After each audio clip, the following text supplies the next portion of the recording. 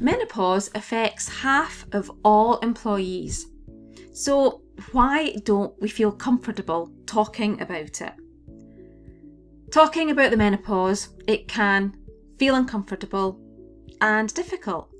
I really want to change that, so I've put together this short video to help you have that all-important conversation with your employer, your manager, someone in HR, or even another member of your team, using a simple to follow framework, which will help you to prepare what to say and how to structure your conversation, as well as how to follow up after your initial chat.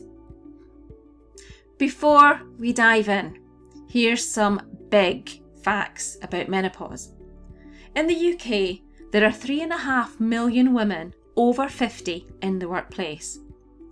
3 out of 4 women experience menopause symptoms, where 1 in 4 could experience symptoms that are serious.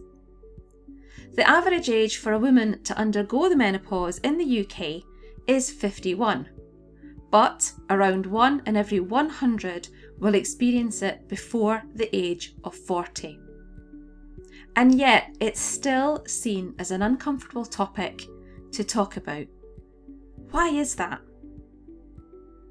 Women in the workplace, they do their very best to manage their own self-care through menopause. But sadly, for some, the symptoms and the impact they can have, they don't stop or magically disappear when you step into work mode. And so for many, it's a conversation that's not an easy one to initiate or even to have. And some of the reasons might be that you feel embarrassed. You don't want to explain what's going on for you. It might be you're not even sure yourself what's happening. You might not want to be seen to be struggling. Or perhaps it's a fear of being ridiculed. So before you broach the topic, you can start by asking yourself 2 questions. The first question is, what is the problem? But also ask, what does the other person think is the problem? What this does is this helps you to see it from the other person's point of view. Because here's the thing. There is a high possibility that the person you have your conversation with has no or very little experience of menopause or understands how it can affect employees like you in the workplace. Okay, now we're going to start just putting the plan, the outline together for your conversation. So begin by planning what you want to say by making some notes. Jot down some notes and key points before your initial conversation. Now I know it's tempting to go, I'll draft out a script. But drafting a script is going to be a waste of time because it's very unlikely that it will go according to your plan or your script. So why not? Why is it not going to go to script? Because your manager doesn't know their lines. So if you've prepared a script or an outline of how you want your conversation to go, they can very quickly go off script. And then you can find yourself stuck, frustrated, feeling overwhelmed. And this can be particularly tricky if one of your menopause symptoms is brain fog. Make notes of how you're being affected and impacted, and think about what practical and reasonable adjustments would help you. And think about a time frame for the help that you would like too. It may be that you need some support, help, better understanding, or flexibility for a short amount of time to just help you through this natural part of life. We're now going to look at how you can outline your conversation with your manager, and we're going to break it down into 4 parts. The first part is, I have a problem.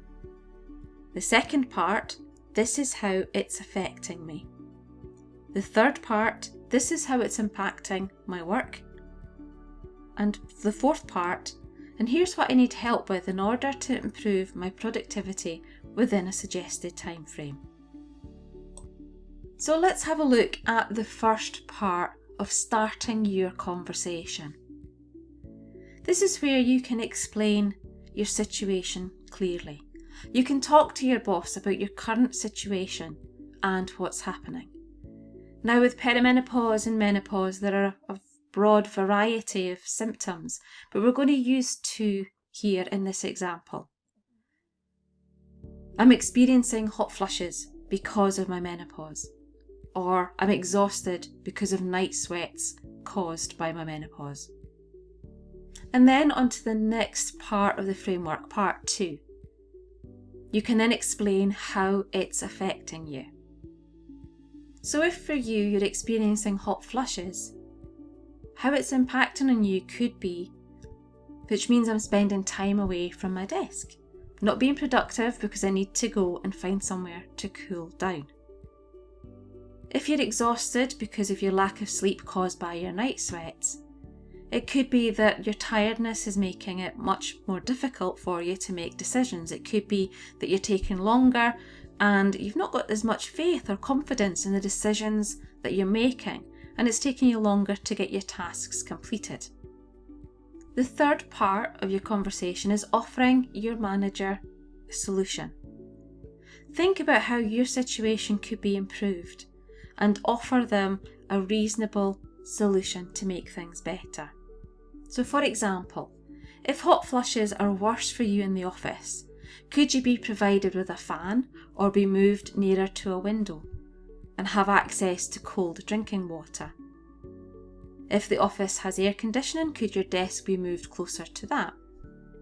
If sleep is a problem for you, could you come into work later or work from home? Now that you have an idea of what you would like to say, we're sure you'd like to make it sound conversational, so I've put something together to help you to do that. So when you start your conversation with your manager or your employer, you could say something like this.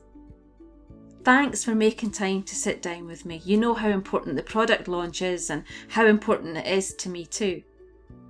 But I'm really struggling to move forward. And part of the problem is I'm struggling with menopause symptoms. I'd really like us to find a way for me to be as productive as possible. I've got a couple of ideas and would love to hear your thoughts too. Okay, the last thing you want is to have had the conversation and then no actions come from it, nothing. So be prepared that your manager may tell you that they need time to think about what you've told them. Now remember, this could be the first time that they've had a conversation about menopause or become aware that symptoms like what you're going through can have such an impact on you. So plan a time for your next meeting to see how things are progressing. Make sure you've got a date in the diary to follow up with them. You might be saying, it's all well and good, Tracey, but my manager isn't someone that I can feel I can talk to. Perhaps you can reach out to another colleague within the company, someone you trust and feel comfortable talking to. This could also be someone who is in HR or someone in occupational health if your company or organisation has an occupational health department.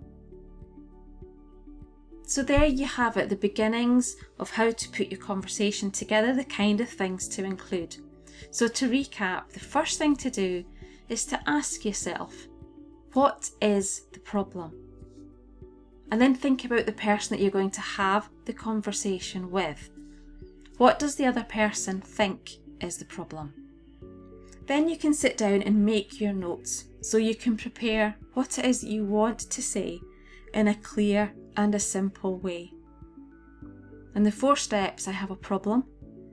This is how it's affecting me. This is how it's impacting my work. And here's what I need help with in order to improve my productivity within a suggested time frame. And then always ask for the follow-up. I really hope you find these ideas useful so that you can feel empowered and more confident to start your menopause conversation with your manager. But what you can also do is point your manager in the direction of the Menopause Training Company.